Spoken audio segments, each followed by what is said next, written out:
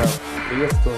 Не знает, меня зовут Дима Косько, я живу и работаю в городе Пинске, это Республика Беларусь. В данное время мы приехали на объект, и здесь мы будем делать теплоемкий резной камин.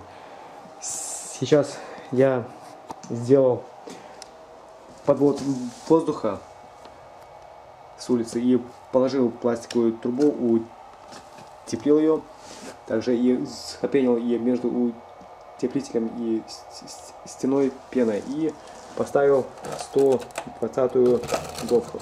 Она, получается, чуть идет шире, чем пластиковая труба. Пластиковая идет у нас 100-я, а здесь 120-я. Я ее чуть поджал и примыкание приклеил на скотч. Также мы замешали глину, пусть она киснет. Мы сейчас используем глиняный порошок, вот, потому что наша глина уже закончилась, а копать у нас пока нету времени. Вот. Это АО Обольский керамический завод.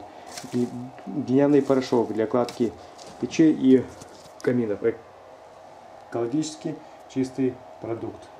Вот. Но эта глина не используется для шамотного кирпича, потому что она крошится, и мне не очень она нравится. Но на наружную кладку она отличная, она пластичная, мягкая, удобная.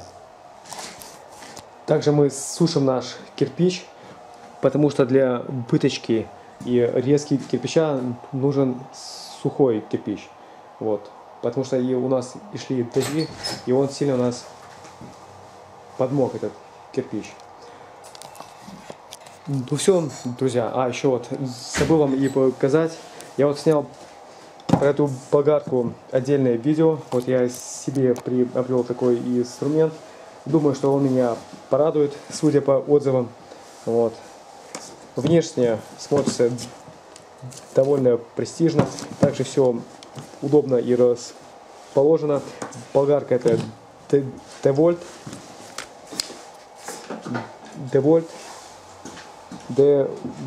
DFE 4257. Я ее и купил, потому что здесь есть регулировка оборотов, а это необходимо для того, чтобы доводить конечную заточку кирпича наждачкой, чтобы не палило саму наждачку, а более шло мягко и плавно. Ну все, оставайтесь с нами, ждите продолжения.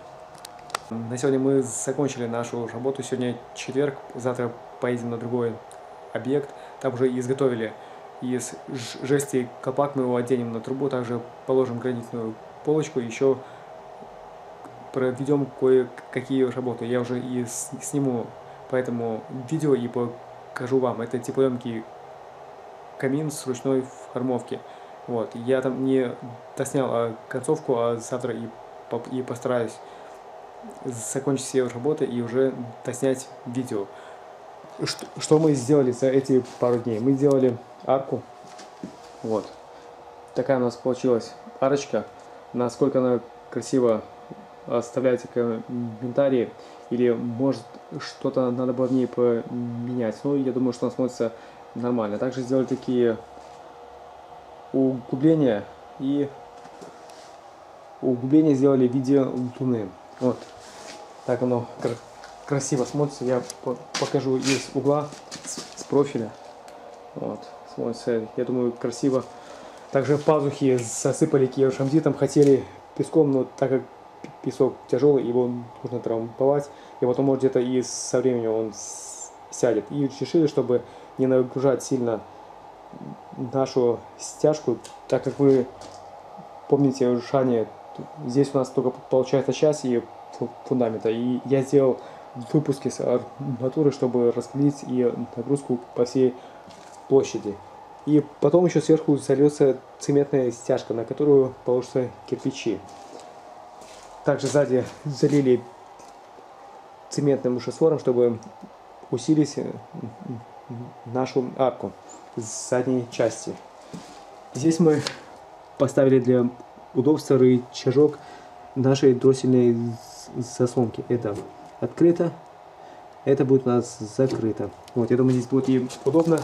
Справа и жуки пришел, открыл, если надо, прикрыл. Все. Друзья, я на этом буду свое краткое видео заканчивать. Спасибо всем за просмотр. Подписывайтесь на мой канал, комментируйте, ставьте лайки. Все, всем пока и до новых встреч.